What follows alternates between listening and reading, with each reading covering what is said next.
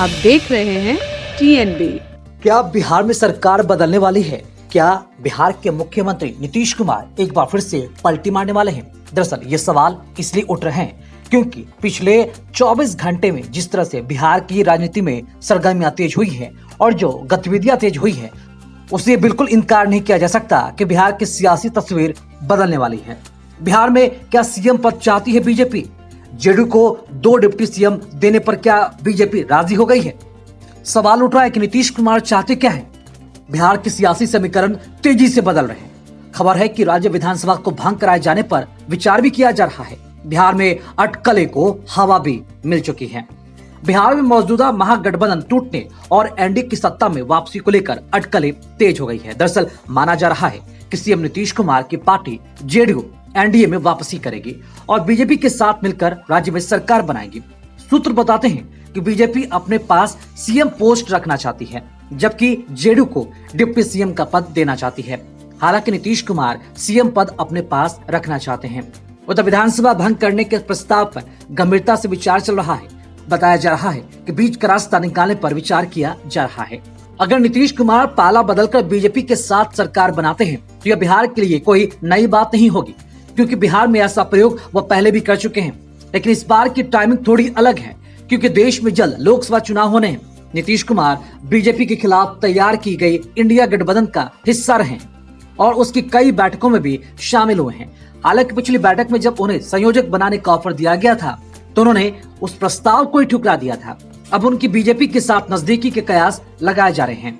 नीतीश कुमार ने जब जेडीयू की कमान पिछले महीने खुद अपने हाथों में ली थी, तभी से ऐसी अटकलें चल रही थी। हालांकि तब बिहार सरकार में मंत्री और जेडीयू ने इसे अफवाह बताया था।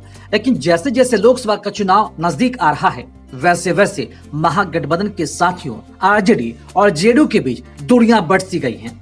कुछ दिन पहले डिप्टी सीएम तेजस्वी यादव अपने पिता और आरजेडी चीफ लालू यादव के साथ नीतीश कुमार के आवास पर मिलने भी पहुंचे थे।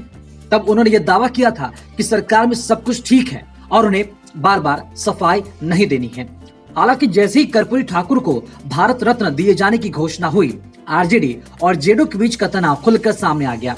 नीतीश कुमार ने भारत रत्न दिए जाने के लिए आभार जताते हुए ट्वीट किया कि उसमें पीएम मोदी टैग नहीं थे। थोड़ी देर बाद उस ट्वीट को डिलीट कर दूसरा ट्वीट किया गया तो उसमें पीएम मोदी को टैग किया गया। इसने अटकलों को और भी हवा दी। जो बयान नीतीश कुमार ने परिवारवाद को लेकर दिया, उसे लेकर लालू यादव की बेटी ने भी उन पर अप्रत्यक्ष रूप से निशाना साधा। दरअसल नीतीश कुमार ने कहा था कि कर्पूरी ठाकुर ने कभी अपने परिवार के लिए कुछ नहीं किया और मैंने उनसे सीख लेकर परिवार को आगे नहीं बढ़ाया। इसे आरजेडी पर अप्रत्यक्ष हमले के तौर पर भी देखा जा रहा था। और तभी इसके जवाब में लालू प्रसाद यादव की बेटी रोहिणी आचार्य ने भी कई सारे ट्वीट कर दिए।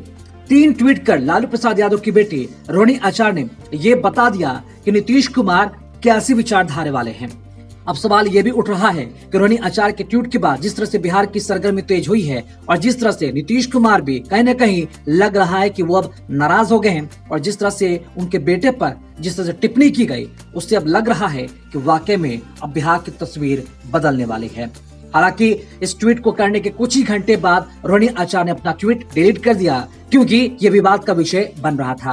अब सवाल उठ रहा है कि बिहार की राजनीति किस करवट ओर लेगी। आने वाला 24 से 48 घंटा बिहार के राजनीति के लिए काफी महत्वपूर्ण है, क्योंकि तख्ता पलट निश्चित ही बताई जा रही है।